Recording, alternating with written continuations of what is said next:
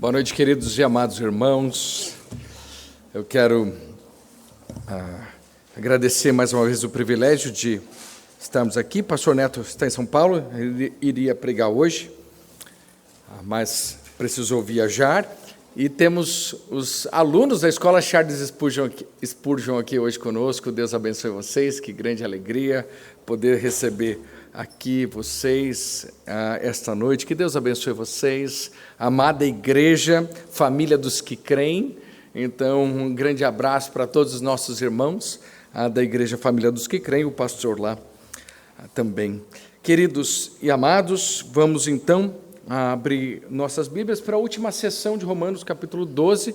E a gente precisa entender esse capítulo, que ele é dividido em três grandes partes. Romanos capítulo 12, ele começa tratando do nosso relacionamento com Deus, ele trata dos nossos relacionamentos na igreja, e depois ele vai tratar do nosso relacionamento com o mundo. Então, o que Romanos 12 faz é basicamente um resumo de toda a vida cristã.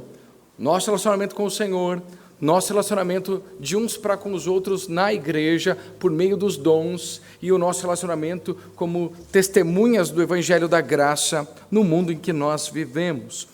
Então, meus amados, a nossa vida tem que estar equilibrada. A gente não pode olhar, muitas vezes, só para fora. Nós temos que olhar o nosso relacionamento também como igreja local, e o nosso relacionamento com Deus, e vivendo essa realidade que condiz com o Evangelho que nós cremos. Romanos 12 está nos ensinando, então, como viver a vida cristã. Depois, então, de tratar o nosso relacionamento com Deus, ele vem tratar do nosso relacionamento na igreja, e ele vai fazer isso por meio dos dons espirituais. E muitos irmãos perguntam qual seria o meu dom.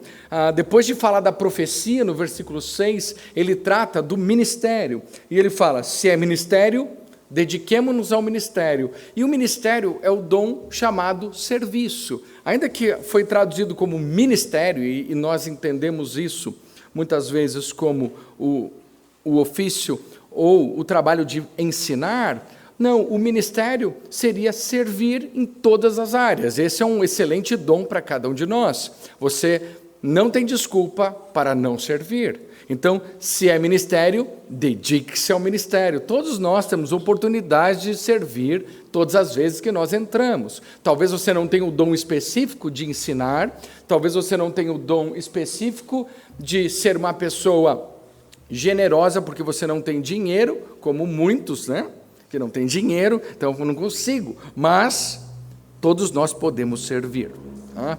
E ele vem, então, tratando isso. E trazendo a base desse serviço, que é o amor. Por que nós servimos?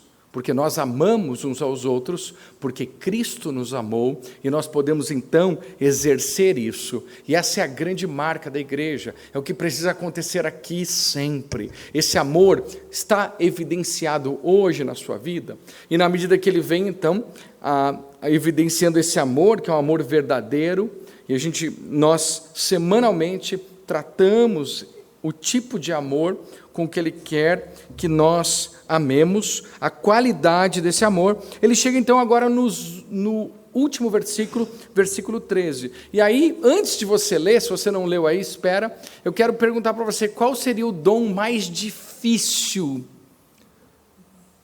Alguns vão falar, exortação. Exortar pessoas é difícil?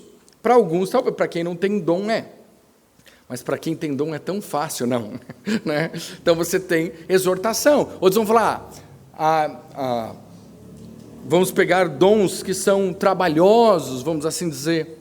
Mas no capítulo 12, verso 13, ele trata do dom mais difícil de ser colocado em prática, e que de certa forma, meus amados irmãos, ele serve como o nosso grande alvo para modelagem de todos os nossos dons. Ele vai dizer assim, ele começa bem geral, e aí ele afunila. Versículo 13, ajudem a suprir as necessidades dos santos. Pratiquem a hospitalidade. Imagine o esforço que envolve receber alguém na sua casa por um dia. Imagina que você vai receber, ele vai chegar às 8 da manhã e vai sair às 8 da noite. Imagina o esforço disso. É bastante coisa? Mulheres, o que vocês acham? Vai dar trabalho? É um dom que exige? Se for a minha família, piorou 6 vezes. Né? Que eu vou chegar em 6, 4 são adolescentes. Mas daqueles mesmo. Né? Então, você vai ter muito trabalho nesse dia. Não é apenas abrir a porta. É preparar um lugar, ajustar a rotina, providenciar comida e muitas vezes abrir mão de conforto e privacidade. Quantas vezes quando a gente recebe alguém, a gente vai querer receber bem essa pessoa. É um dom muito trabalhoso. Agora pense como seria estender essa hospitalidade por 3 dias. E se fosse uma semana? Um mês? Um ano? Como isso ajusta na nossa vida? A intensidade do esforço aumenta. E o desafio vai além do prático. Ele invade o emocional, o espiritual e o relacional. Ele é um dom, vamos assim dizer, muito complexo, apesar de quase pouco falado. É um chamado para uma vida que se dispõe a cuidar, compartilhar e amar como Cristo nos amou.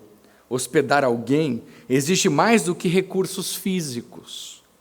Exige paciência, empatia e, acima de tudo, uma disposição generosa de coração. Então, a hospitalidade, que é um dom e um requisito até para os pastores, ele pode ser visto como a soma de muitos dons ao mesmo tempo. E a pergunta que eu faço aos amados é: estamos dispostos a viver de maneira que nosso lar, nosso tempo e nossas vidas estejam disponíveis para abençoar outros? Nós temos essa disposição para que a nossa casa, que é o que nós consideramos o mais importante, o nosso tempo e as nossas vidas estejam disponíveis para abençoar outras pessoas? Uau! Aqui, meus amados irmãos, a Bíblia nos chama a amar nossos irmãos e irmãs, participando da necessidade dos santos e praticando a hospitalidade. E é o que ele nos chama nesses 2 versículos, que são muito simples: ajudem a suprir as necessidades dos santos. E ele coloca isso da igreja, porque os santos são as pessoas que fazem parte da igreja. Ajudem a suprir as necessidades dos santos. E aí, se você não entendeu, vou tornar isso muito claro e eu vou resumir isso na sentença: pratiquem, coloquem em prática a hospitalidade. Hoje vamos explorar juntos, então, essa verdade e entender como podemos viver esse tipo de amor em sua forma bem profunda.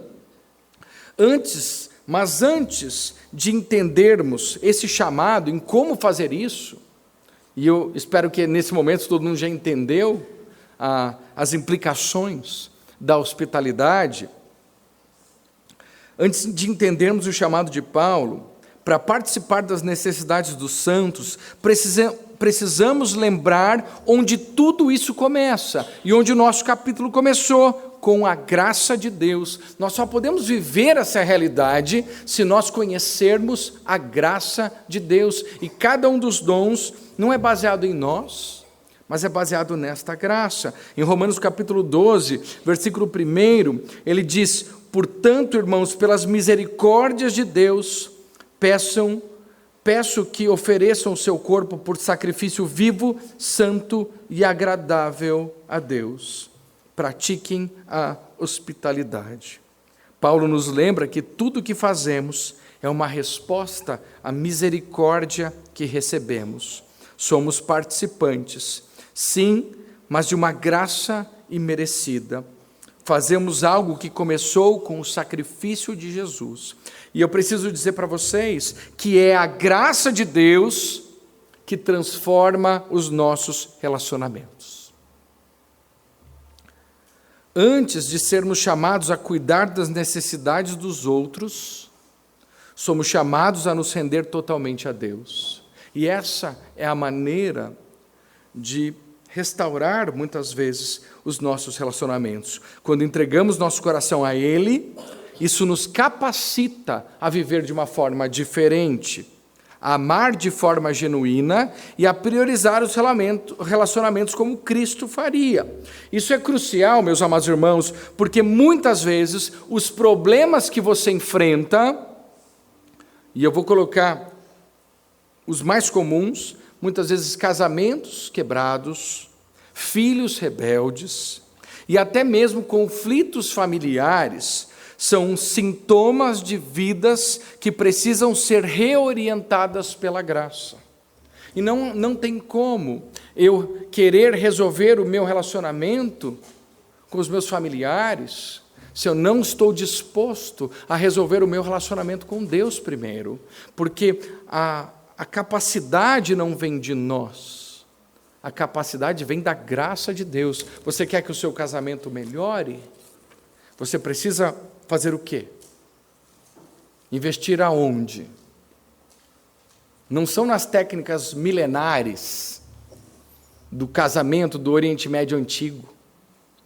Não, que você precisa de um relacionamento com Deus. Nós precisamos aqui hoje à noite de pais piedosos.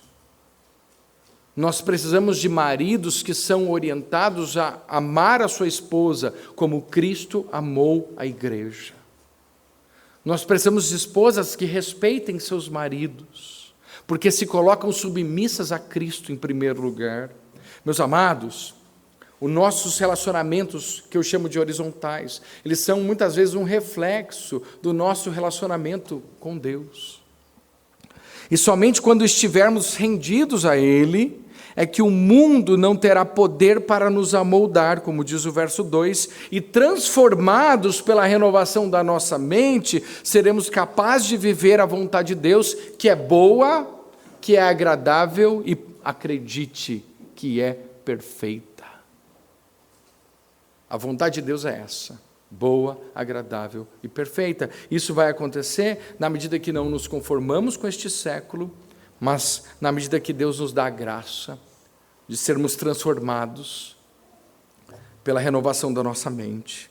A verdadeira fonte, meus amados, de relacionamentos de qualidade com os outros é o compromisso total com o Senhor. Essa é a base pelo qual nós construímos a nossa vida em primeiro lugar e os nossos relacionamentos.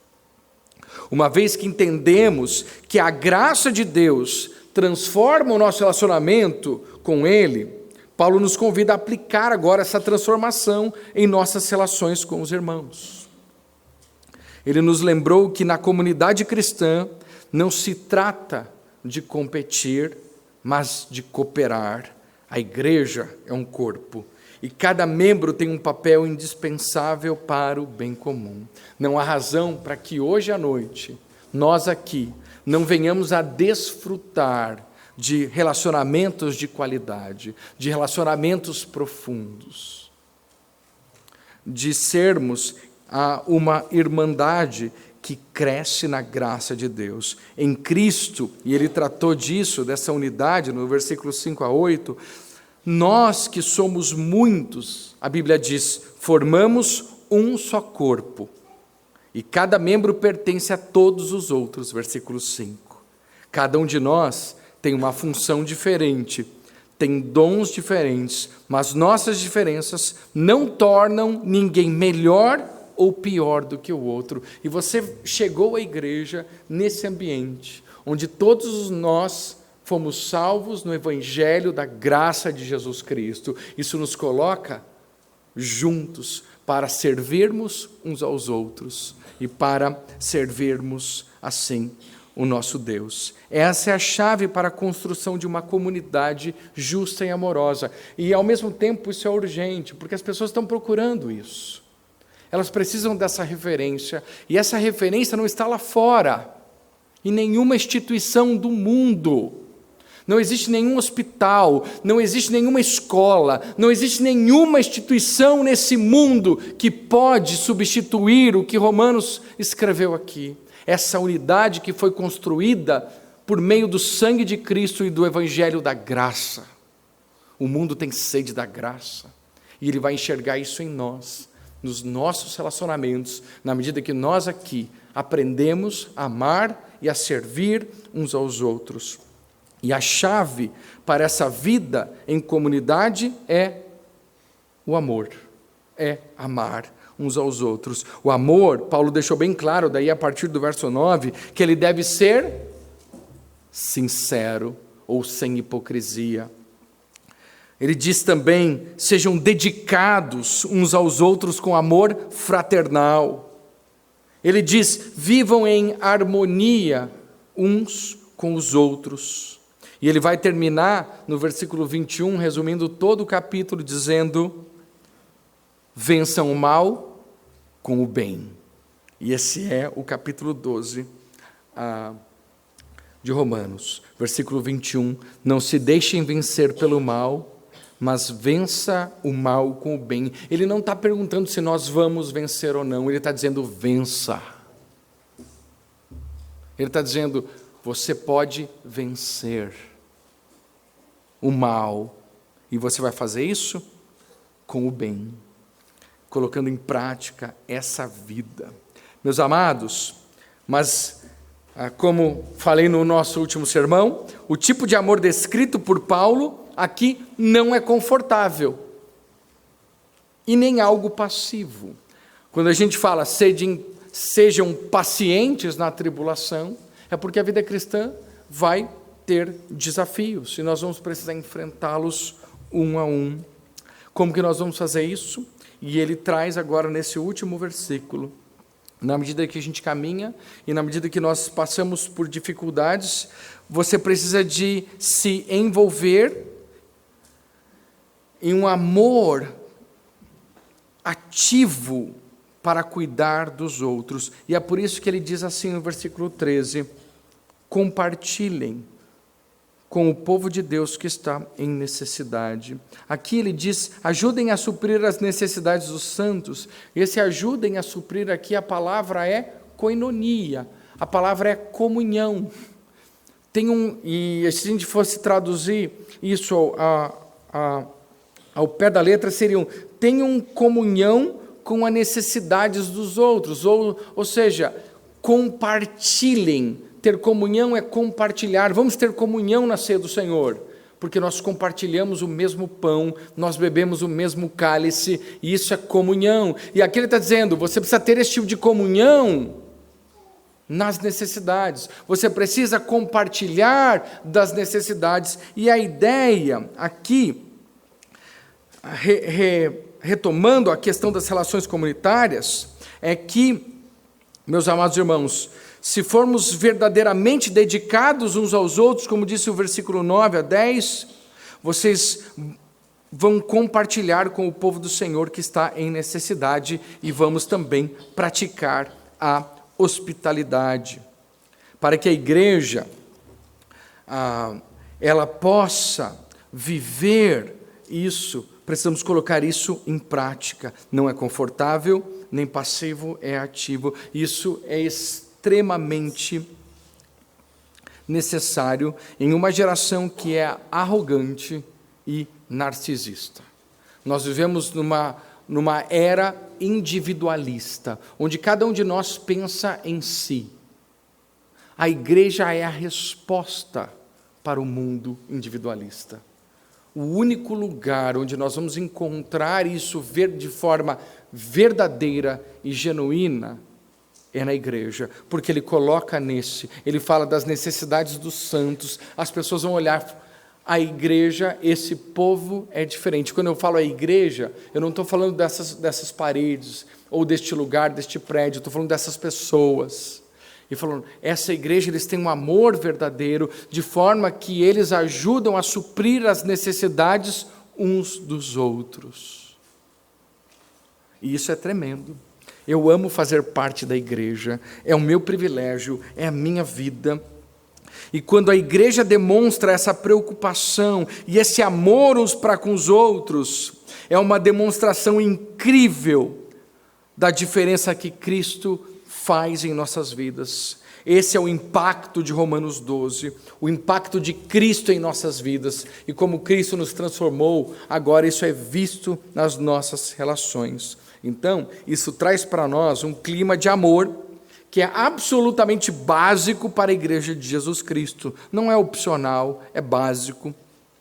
Sem esse tipo de cuidado e sem o alcance para tocar a vida uns dos outros, a igreja ficará tragicamente aquém da experiência pretendida por Deus e da sua vontade, que é boa, que é agradável e que é perfeita. Então, nós precisamos aprender a compartilhar com o povo de Deus que está em necessidade. Quais são as pessoas que estão em necessidade aqui hoje?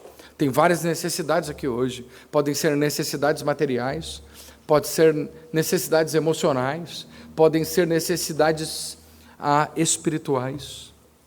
E nós, como povo de Deus, podemos então compartilhar isso. Podemos compartilhar das lutas e da vida dos nossos irmãos. Podemos sim fortalecer uns aos outros. E aqui, Paulo está chamando cada um de nós a termos comunhão, compartilhando suas bênçãos com os outros. Nós compartilhamos as bênçãos e enfrentamos as dificuldades juntos. Aqui, neste vocábulo aqui, ou nesta palavra, que é traduzida da melhor forma como compartilhar, a ideia aqui é participar. Isso é visto, por exemplo, em Romanos 15, 27, quer ver? A mesma palavra, é usada um pouquinho para frente. Romanos capítulo 15, verso 27, ele diz: isso lhes pareceu bem, e de fato lhes são devedores, porque se os gentios têm sido participantes dos valores espirituais dos judeus, devem também servi-los com bens materiais. E aqui essa ideia de ser participantes juntos, tendo comunhão. A palavra aqui é comunhão. Então, o significado parece ser de termos o quê? De nos identificar com as necessidades dos santos, tornando elas as nossas próprias. Qual foi a última vez que você se identificou com uma necessidade de algum dos irmãos como se fosse sua? Esse é o exercício que ele está nos chamando. Por isso que essa comunhão e a hospitalidade é um grande desafio, porque não é natural fazermos isso. Poucos de nós fazemos isso. Pouquíssimos de nós conseguem olhar para a necessidade de alguém e falar: essa necessidade também é a minha. Mas Deus precisa levantar essas pessoas aqui hoje, para que isso aconteça, de forma que nós possamos criar aqui uma rede de apoio e uma rede de ajuda para tornar esse amor evidente. Somente quando aliviamos as necessidades de nossos irmãos, por nenhuma outra razão senão para exercer o nosso amor por eles ou em prol deles, é que verdadeiramente comprovamos o nosso cristianismo. E aí o nosso cristianismo passa a ser autêntico. A gente tem falado tanto de cristãos genuínos, a gente tem falado tanto de um cristianismo autêntico, e ele precisa ser visto agora, nessa forma, na medida que nós participamos da vida de nossos irmãos e da necessidade deles. E aqui, meus amados, olha quão apropriadas são as observações de Paulo, quando diz que devemos compartilhar isto. Com isso, ele sugere que devemos aliviar as necessidades dos nossos irmãos, como se estivéssemos socorrendo a nós próprios. Particularmente, ele nos ordena a dar assistência aos santos. Muitas vezes, meus amados, não é somente colocarmos a mão no bolso e ajudar alguém em necessidade, não é simplesmente dar esmolas, porque nós não fazemos isso entre os irmãos, nós fazemos isso fora da igreja, nós fazemos muito mais do que isso aqui, mas não é somente isso, é participar dessa vida, é saber o que está acontecendo e por que está acontecendo. e se envolver a ponto de ajudar, como se você estivesse ajudando, sabe quem? Você mesmo ou um irmão seu. Na verdade, o que ele é? Seu irmão. E ele está chamando exatamente para fazer o que é. Se você é filho de Deus, você vai querer ajudar seus irmãos. Imagina se eu peço alguma coisa para o Léo, meu irmão, né, um dos meus irmãos aqui. Ele sempre é solícito para me ajudar. E eu acho que é recíproco. Né, Léo? É? Tá bom. Aí, diz ele, né? Então, mas isso é tão natural nos nossos relacionamentos sanguíneos e consanguíneos, vamos assim dizer. Mas isso tem que ser expandido agora para os nossos relacionamentos aqui. Então você não precisa ficar com vergonha de dizer: eu estou passando por essa dificuldade, eu estou passando por esse momento na minha vida, porque você vai estar falando com um irmão seu, e esse irmão vai ter a oportunidade de servir você como um privilégio.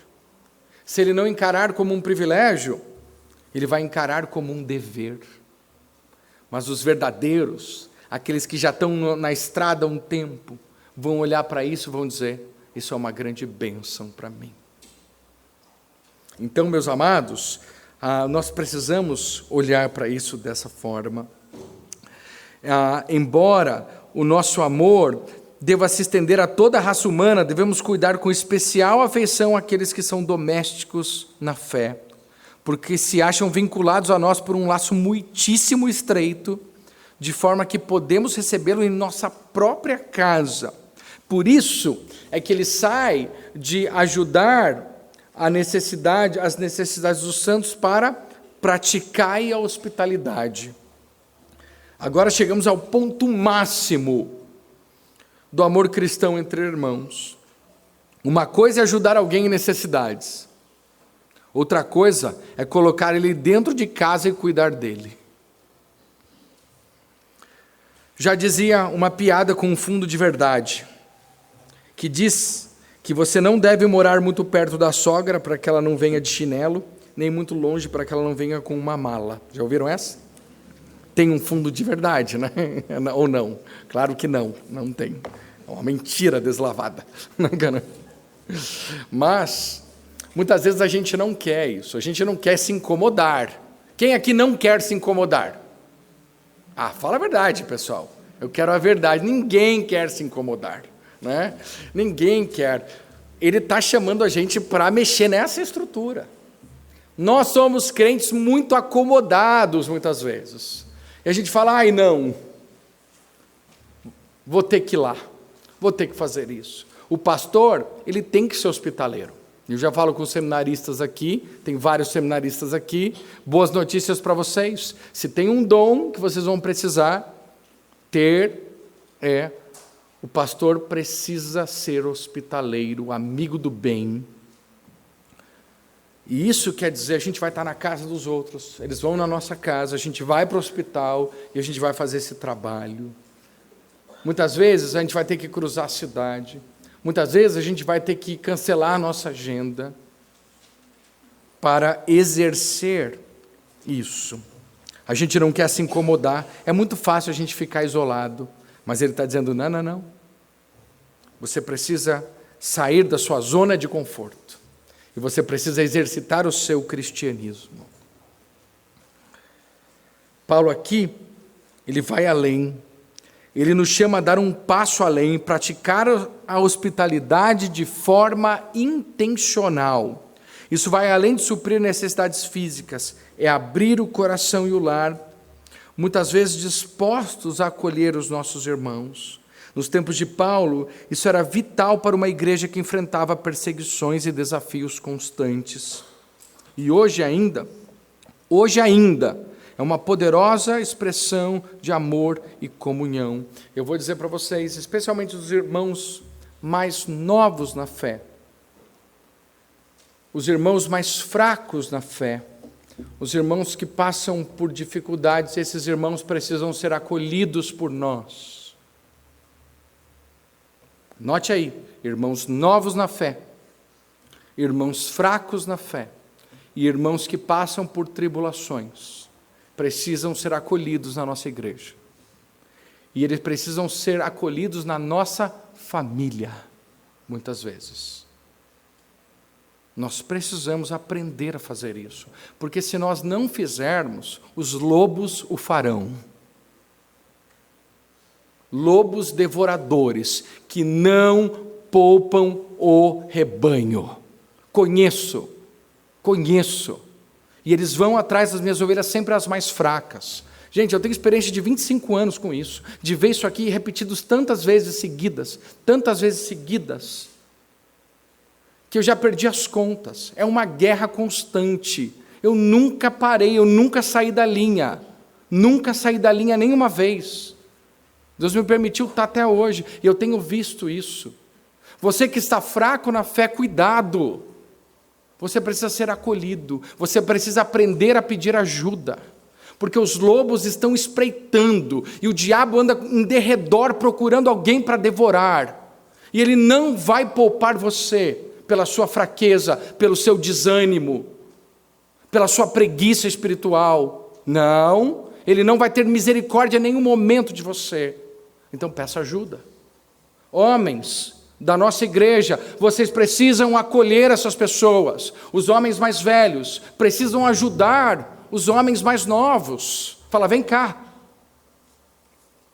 As mulheres mais velhas precisam ajudar as mulheres mais novas, com coragem, acolhendo essas pessoas que passam por dificuldades. Essa pressão de moldagem do mundo está acontecendo agora na vida da maioria dos nossos jovens. Há uma pressão enorme para que eles sejam amoldados com o mundo. Cadê os homens da igreja para protegê-los, para acolhê-los, para servir de escudo para eles? Onde estão as mulheres da nossa igreja para ensinarem as mais jovens nas suas lutas? Você precisa acolher essas pessoas. Isso é seu tempo, isso é seu recurso, isso é seu conforto, é o que precisa acontecer. Eu estou chamando vocês. Nós estamos chamando vocês para isso. Pratiquem a hospitalidade. A igreja fez algo que eu achei tremendo. Ela me deu um cartão, onde eu faço discipulado, né? E compro livros, e vou tomar café. Gente, eu estou tomando tanto café. Eu já perdi as contas de tanto café, hambúrguer, tudo que vem, né? E eu vou dizer para vocês, eu não dou conta. Nem o pastor João. Deus tem que levantar. E você pode fazer isso de forma muito simples. Você pode começar com os seus filhos. Você pode começar com as suas filhas. E aí a gente já tem a rede começando montada. Famílias fortes aqui. Vamos lá assistir o jogo do Atlético com o pai. Ou do Coritiba, né? Para quem é Coritiba. Né? Ou do Paraná Clube. Né? A gente vai, né? Mas vamos no Parque das Águas, vamos caminhar juntos. Vamos conversar. Vamos criar. Filho, quais são suas lutas na internet? Você já parou para pensar que eles se enfrentam lutas terríveis lá na internet, cada um de nós com uma bomba na mão? Isso aqui é uma bomba. E se não for muito bem usado, isso aqui pode causar muito dano na vida das pessoas. Fora a perda de tempo. Filho, vamos lá, como que está indo? Como que você está indo, homens, ajudando? Você se casou faz 1 ano, como que está indo? Eu lembro o meu primeiro ano de casamento. Isso precisa estar funcionando. Isso tem que ser orgânico. Nós precisamos acolher uns aos outros. Então, meus amados, ainda hoje isso é expressão de uma poderosa, é expressão poderosa de amor e de comunhão. Por isso que ele usa a palavra comunhão, koinonia. É poderoso isso, esse acolhimento que precisa acontecer dos homens, mulheres, jovens da nossa igreja. Na época dos apóstolos, existia a urgente necessidade da prática dessa virtude. Havia perseguições pelas quais os cristãos eram compelidos a migrar e outras razões que forçavam eles a mudar de um lugar para o outro. Os mensageiros do evangelho eram itinerantes na época, no cumprimento da sua missão. O mundo não se mostrava hospitaleiro naquela época e o mundo não é nada hospitaleiro hoje. Não mudou nada.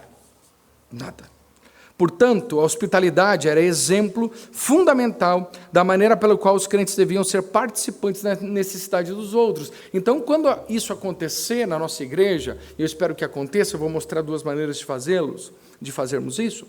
Na medida que isso acontece, nós destacamos um amor que o mundo não conhece. É nessas circunstâncias que a força do verbo praticai deve ser entendida. As ocasiões se apresentarão no tempo certo, se estivermos alertas ao nosso dever, privilégio e bênção. Deixa eu ver aqui. Passa mais uma ali. Isso. Não, meus amados. Volta. É isso mesmo, você está certo. O pastor, como eu já disse, deve ser uma pessoa hospitaleira. 1 Timóteo capítulo 3, seminaristas anotem aí, e Tito capítulo 1. Tá? Não tem como, tá? É requisito. Nos dois textos bíblicos que qualificam os presbíteros e pastores. É prova de que o pastor é modelo de amor e fidelidade. Porque quando eu sou hospitaleiro, eu tenho um problema. É a condição de nós nos tornarmos mais, o quê? Vulneráveis. Você quer conhecer o Ari? Bem, você tem que morar lá em casa. Né? As pessoas que mais me conhecem bem são as pessoas que convivem comigo. Então, quando eu acolho alguém, e eu estou falando da intenção de fazê-lo, quando eu trago pessoas para o meu convívio, para a minha vida, elas vão ver quão pecador eu sou. Essa é a parte chata dessa virtude, né? Porque eu trago pessoas para conviver comigo e elas vão ficar decepcionadas comigo. Eu já sei disso, mas eu aviso elas antes. Eu sou um pastor, mas eu sou um pastor que é pecador, tá? Então, muitas vezes eu também vou falhar. Mas eu quero dizer que nós estamos no mesmo caminho para a gente poder crescer juntos e aprender juntos. E essa é a ideia que ele está trazendo. É o encorajamento, a hospitalidade e o encorajamento para a fidelidade. Ao mesmo tempo que ele diz, não leva para sua casa pessoas que não prestam. Ele diz, não recebam nem na porta. Está vendo? É bem complexo isso. Ele diz, não se junta com aqueles que não confessam Cristo. E ele vem tratar disso em João, não é o caso agora. Porque aqui ele está falando dos santos. Então, ao mesmo tempo, esse texto, ele não nos deixa somente o pastor como uma pessoa hospitaleira, mas cada crente também deve ser, começando com os líderes e estendendo por toda a igreja. Portanto, diáconos, presbíteros da nossa igreja, exercitem esta virtude. Acolham pessoas. Homens da nossa igreja, exercitem essa virtude. Você pode chegar hoje no final do culto para um jovem e falar, e aí, o que você está lendo? O que você está estudando? Quais são suas lutas? Posso orar com você essa semana? Ou como eu posso orar por você essa semana? E a gente vai trabalhando isso. As mulheres são muito melhores que os homens nisso. É verdade. Elas têm uma rede melhor, eu acho, né? Não sei também. Mas os homens, é imprescindível que isso aconteça a partir de hoje.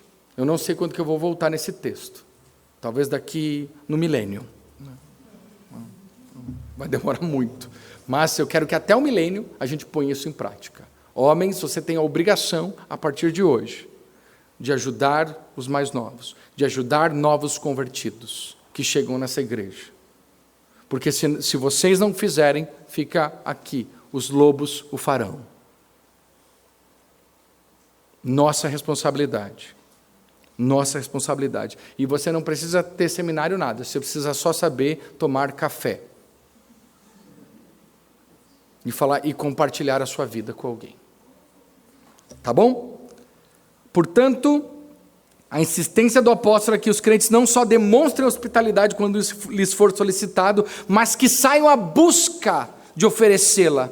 Devemos praticá-la de graça, solicitamente. Você não vai esperar alguém falar, preciso colocar alguém na sua casa. Não, não. Você vai atrás dessas pessoas, hoje.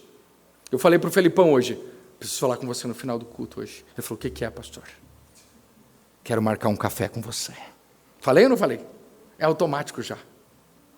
Todo o tempo fazendo isso. Todo o tempo fazendo isso. E eu dou graças a Deus porque a igreja me incentiva a fazê-lo. Como parte do maior do meu ministério. Então, meus amados, eu tenho o melhor trabalho do mundo, que é tomar café com os homens dessa igreja. Que trabalho bom. E é isso que nós precisamos fazê-lo. Antes de concluir, Deus nos dá 2 oportunidades para servir.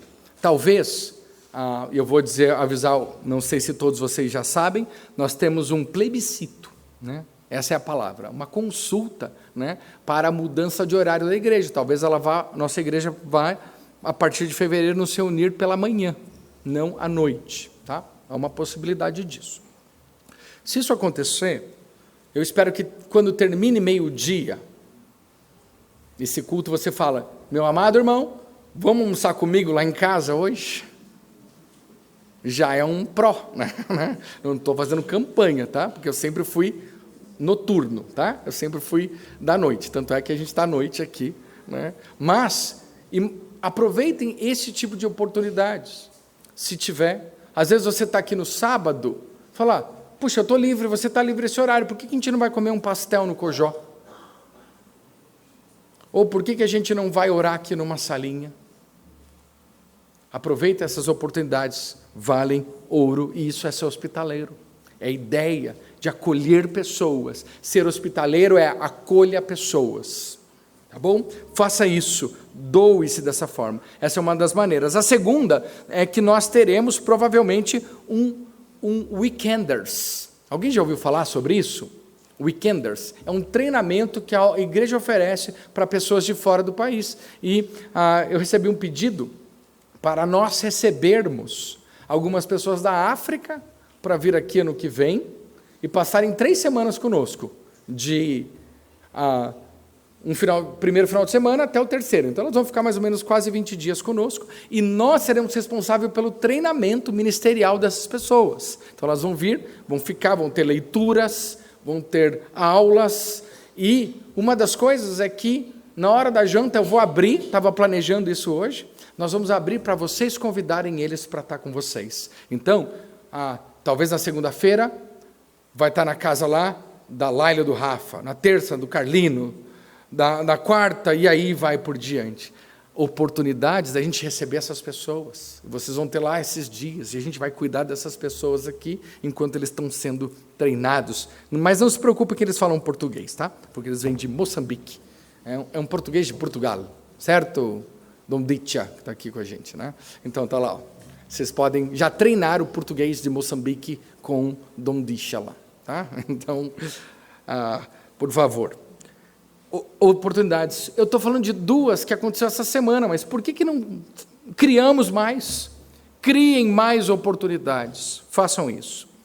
E eu concluo terminando dizendo o seguinte, o que em todo tempo deve ser claramente levado a sério é que tudo quanto for feito à pessoa necessitada de hospitalidade é feito àquele que no grande dia dirá, eu era um estranho e vocês me hospedaram. O resultado desse acolhimento vai vir do próprio Cristo. E muitas vezes a gente está acolhendo pessoas, e na verdade a gente está acolhendo, né, essas pessoas como se fosse o próprio Cristo. E Ele há de reconhecer isso. Nós, como membros do corpo de Cristo, somos chamados a participar das necessidades dos santos, não como uma obrigação, mas como um privilégio, compartilhar da obra que Deus está fazendo na vida dos nossos irmãos. E aqui eu dou a dica, tá? Você vai começar olhando isso como um privilégio. Se não for um privilégio para você, que tem um coração duro, faça como um dever. Não há problema, tá? Eu com vontade ou não eu vou cuidar dos meus filhos. Com vontade ou não eu vou cuidar dos meus irmãos. Não é uma opção para mim, é um dever. Só que eu não enxergo isso como um dever, eu enxergo isso como um privilégio. E na medida que você usufrui disso, você vai ver que isso se torna uma bênção. E é uma das maiores bênçãos que a gente pode ter em nossa vida. Quando nos tornamos, então, participantes das necessidades dos santos, refletimos a generosidade do próprio Deus, que não poupou seu Filho para suprir a nossa maior necessidade. Como eu disse no começo do sermão, Jesus se entregou por nós, Jesus morreu na cruz por nós, Jesus é quem cuida de nós, e na medida que Ele cuida de nós, nós estamos livres para cuidar dos outros. Esse foi um grande pensamento que mudou na minha vida, de incrédulo para crente. Quando eu era incrédulo, eu pensava assim: se eu não cuidar da minha vida, ninguém vai cuidar. Você pensa assim ainda? Não quero dizer nada, não estou brincando, né? Mas muitas vezes o pensamento do mundo é esse: se eu não cuidar da minha vida, ninguém vai cuidar. O pensamento do cristão é: Deus cuida da minha vida, eu estou absolutamente livre para cuidar das necessidades dos meus irmãos. Se não fosse verdade isso, Ele não teria pedido isso. Ele não nos estaria ordenando isso. E o praticai aqui e o ajudai são imperativos nesse texto. Assim, cada ato de cuidado, cada ajuda oferecida, cada recurso compartilhado se torna um testemunho vivo do Evangelho. Que possamos ser ativos no cuidado com nossos irmãos, mostrando ao mundo que somos uma comunidade marcada pelo amor. Afinal, na Igreja de Cristo, todos têm algo a oferecer, e juntos somos fortalecidos para cumprir a missão que Ele nos deu. Quero ler com vocês um poema. E ele diz assim, é um poema um tanto longo, mas um tanto lindo. Ele diz assim: Poderoso Deus, isso aqui é uma das orações dos puritanos, tá bom? Humilho-me por minhas capacidades mal utilizadas, oportunidades negligenciadas, palavras precipitadas. Arrependo-me da minha loucura e agir imprudente, minhas resoluções não cumpridas, serviço falso, meus passos em retrocesso, meus vãos pensamentos. Enterra meus pecados no oceano do sangue de Jesus, e não permitas que nenhum mal resulte do meu temperamento irascível, comportamento indecoroso, mesquinhez provocadora. Se por maldade tenho ferido ou machucado alguém, derrama o bálsamo da consolação celestial. Se me tornei frio para com a necessidade, sofrimento e tristeza, em tua justa ira não me esqueças. Se retive o alívio da penúria e da dor, não retenhas de mim a tua bondade graciosa. Se tenho evitado aqueles que me ofenderam, reabra novamente a porta do teu coração para a minha necessidade. Preenche-me com um oceano transbordante de compaixão, que o reino do amor seja a minha causa, a lei do amor a minha norma. Ó Deus, de toda graça, faz-me mais grato, mais humilde, inspira-me com um profundo senso da minha indignidade, decorrente da depravação da minha natureza, dos deveres dos quais me omiti, das minhas qualidades não aprimoradas, das tuas ordens por mim violadas. Com todas as chamadas à gratidão e à alegria, que eu possa lembrar-me de que tenho motivos para sofrer e estar humilhado. Dá-me arrependimento para a vida, solidifica a minha unidade com o meu bendito Senhor, que a fé possa aderir a Ele de forma mais inamovível, que o amor possa se entrelaçar a Ele com mais firmeza, que seu Espírito possa permear cada fibra do meu ser. Então, envia-me a torná-lo conhecido aos meus semelhantes. Queridos e amados irmãos, que a graça de Deus nos capacite a viver assim, participando das necessidades dos santos com alegria e liberalidade, para a glória daquele que nos chamou. Oremos. Senhor, nosso Deus e nosso Pai, te louvamos, ó Deus, pela capacidade que o Senhor nos supre. Se o Senhor escreveu, se essa é a tua palavra para nós, nós estamos desejosos de vivê-la. Ensina-nos a vivê-la. Mostra-nos o caminho para que isso seja a vida da nossa igreja. Ajude-nos a acolher uns aos outros, a cuidar uns dos outros. Senhor, eu te imploro para que o Senhor torne isso real em nossa igreja. Levanta hoje, Senhor, homens, ó Deus, com essa disposição. Levanta, Senhor, mulheres que tenham essa disposição. Coloca no coração deles isso como uma prioridade, uma prioridade que faça parte, ó Deus, do nosso tempo, dos nossos recursos, da nossa vida. E assim, ó Deus, na medida que caminhamos juntos, aprendendo, ó Deus, e crescendo, que o Senhor abençoe, ó Deus, a cada um de nós. Começa isso, Senhor, nos nossos lares. Estende isso, Senhor, para a nossa igreja, ó Deus, para que o mundo veja essa unidade e para que o mundo creia, como o Senhor Jesus orou na sua oração. Pai querido, assim nós te louvamos, pedindo para que isso seja verdade em cada um de nós, e assim oramos, em nome de Jesus. Amém.